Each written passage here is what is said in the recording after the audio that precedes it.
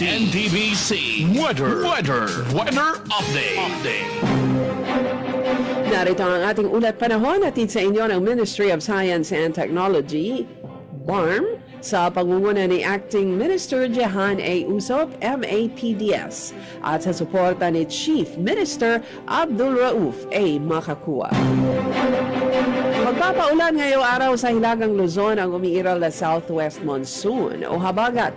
Ayon ito sa Pag-asa. Sinabi ng DOST na magkaroon ng maulap na papawirin na may kalat-kalat na pag-ulan, pagkidlat at pagkulog sa Batanes at Babuyan Islands pati na sa Metro Manila at kalapit lugar. Sa Mindanao naman, maulap ang ipapawid at posible ang mahinang mga pag-ulan na may kasamang pagkulog at kidlat sa dakong hapon o gabi. Dulot naman ito ng localized thunderstorm na nakakaapekto sa Mindanao.